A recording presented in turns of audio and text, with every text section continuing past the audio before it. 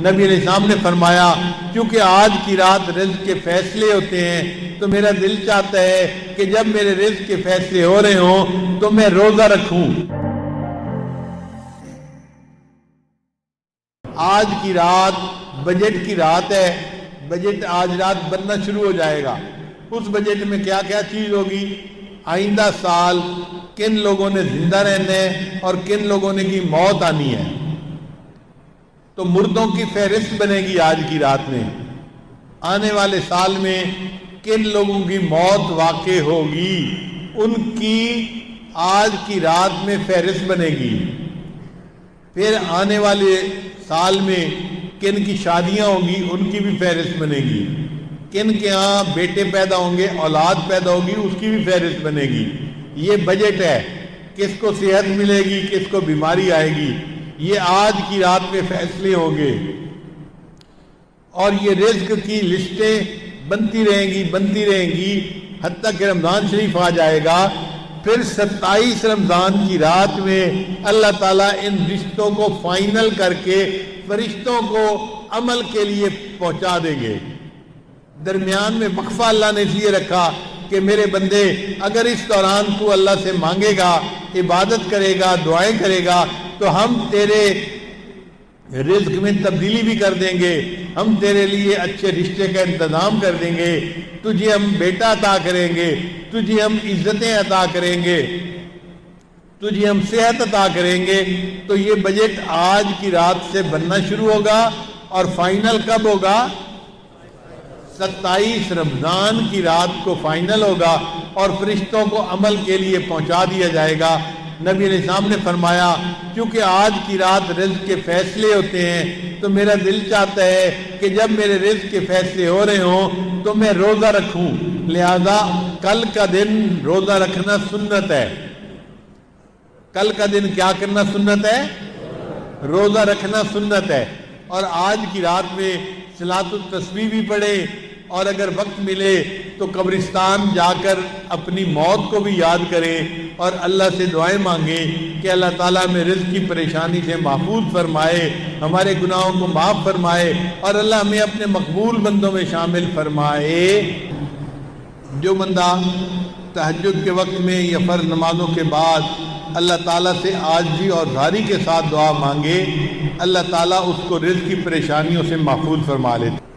نبی علیہ السلام نے ایک صحابی کو یہ دعا سکھائی کہ تم گھر سے نکلتے ہوئے دعا مانگا کرو، بسم اللہ علی نفسی و مالی و دینی، اللہم مردنی لقضائک و بارک لی فیہا وقدر لی حتی لا احب تعجیل ما اخرت ولا تاخیر ما عجلت۔ تو جو بندہ یہ دعا پڑھ لے گا اللہ تعالیٰ اس کو رزق کی تنگی سے بچا لیں گے۔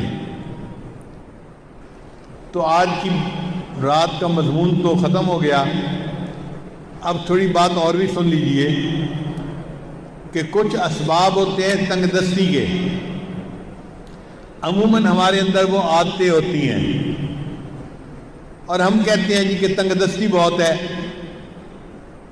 ہمیں چاہیے کہ جن چیزوں سے تنگ دستی ہوتی ہے ان اعمال کو چھوڑ دیں۔ پہلا عمل،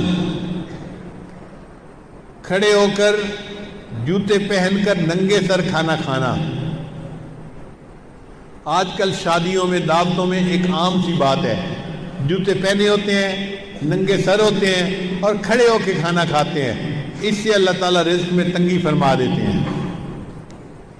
دوسری بات، بیت الخلاء میں باتیں کرنا۔ تیسری بات، مہمان کو بوجھ سمجھنا۔ چوتھی بات، ہاتھ دھوئے بغیر کھانا کھانا اور بسم اللہ پڑھے بغیر کھانا کھانا، اس سے رزق میں تنگی ہو جاتی ہے۔ پھر پانچویں بات، کھانا ختم ہو جائے تو کھانے کے برتن کو اچھی طرح صاف نہ کرنا، اس سے بھی رزق میں تنگی ہوتی ہے۔ پھر چھٹی بات، مسجد میں دنیا کی باتیں کرنا۔ پھر ساتویں بات، مانگنے والے فقیر کو جھڑکنا۔ بھئی آپ کے پاس کچھ نہیں ہے دینے کے لیے تو محبت سے اس کو کہہ دے کہ بھائی آگے چلے جاؤ، جھڑکی نہ دیں۔ کئی لوگ اس فقیر غریب سمجھتے ہوئے اس کو جھڑکنا شروع کر دیتے ہیں، تجھے کہا نہیں، تو نے سنا نہیں، جاتا کیوں نہیں؟ تو فقیر کو جھڑکنے سے خود بندہ رزق کی تنگی میں مبتلا ہو جاتا ہے۔ پھر ساتواں عمل، مغرب کے بعد بلا عذر کے سو جانا۔ عشاء کے بعد سونا چاہیے، مغرب کے بعد اگر بیماری ہے یا عذر ہے تو اور بات ہے، پھر اجازت ہے۔ اگر عذر نہیں تو مغرب کے بعد سونے کی عادت ہی بنانی چاہیے۔ پھر 10واں عمل جس سے رزق تنگ ہو جاتا ہے، بغیر عذر کے نماز قضا کر دینا۔ فجر نہیں پڑھتے، ظہر نہیں پڑھتے، عصر نہیں پڑھتے، مغرب نہیں پڑھتے، باتوں میں لگے رہے، نماز قضا ہو گئی۔ پھر 11واں عمل جس سے رزق میں تنگی آتی ہے، جھوٹ بولنا۔ اور آج کل تو جھوٹ بولنے کی ابتدا ماں باپ بچے سے ہی کر دیتے ہیں۔ پھر 12واں عمل جس سے رزق میں تنگی ہوتی ہے، گانے بجانے میں دل لگانا۔ گانے پسند ہوتے ہیں تو آپ دیکھیں گاڑیوں میں ہر وقت ٹون ٹون ہوتی رہتی ہے، گانے لگے ہوئے ہوتے ہیں، میوزک لگی ہوتی ہے۔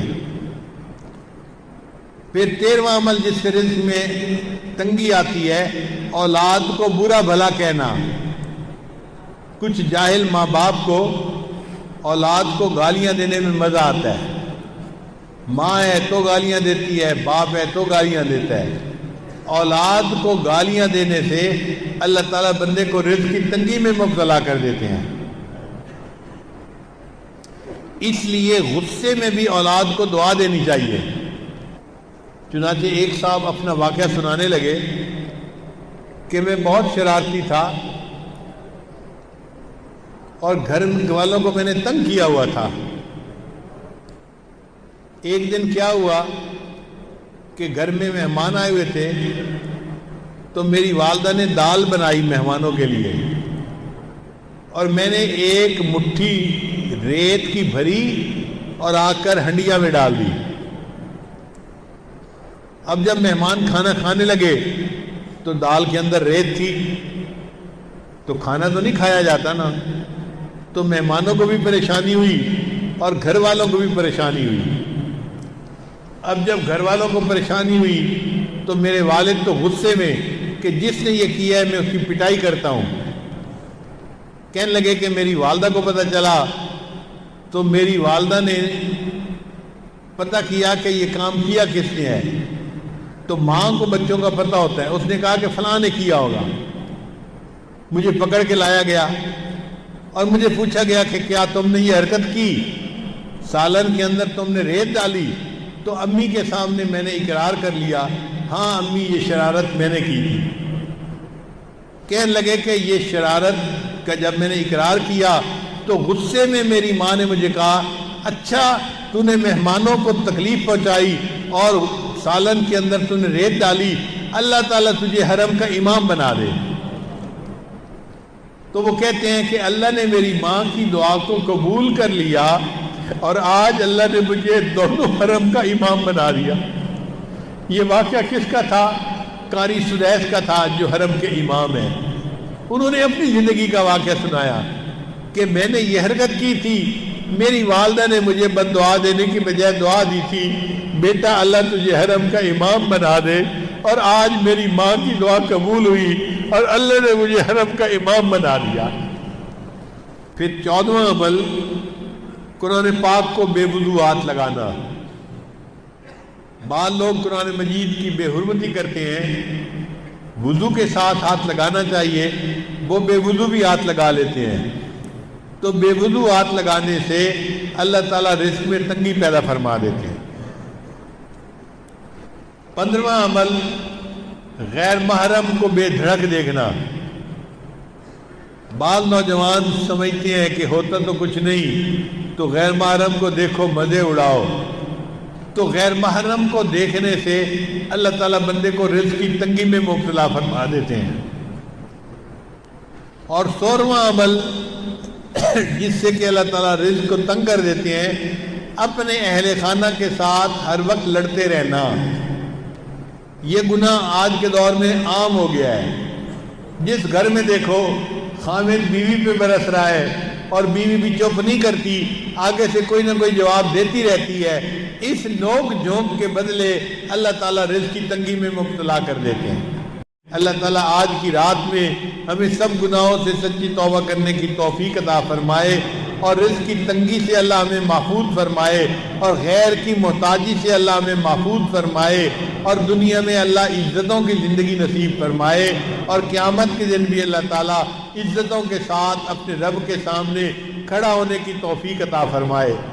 اللہ اللہ اللہ اللہ اللہ